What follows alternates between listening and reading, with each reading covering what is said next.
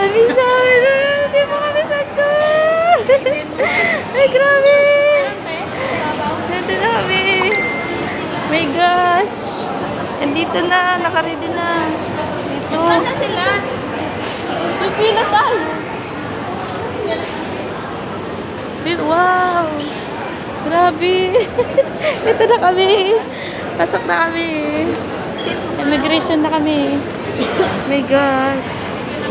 Ganito pala yung pakiramdam ng first time. Excited na nakakakaba na ewan.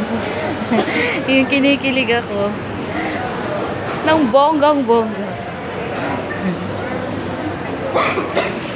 Ang saya namin guys. Excited kami. Sa lahat ng pupuntahan namin. Ganito pala siya kagulo sa Pilipinas. Dito pala magulo na. My God, kasi. Kala ko dali-dali na. At least perfect na po yung hirap namin. Makarating po kami doon ng maayos. Thankful na kami. Ayan.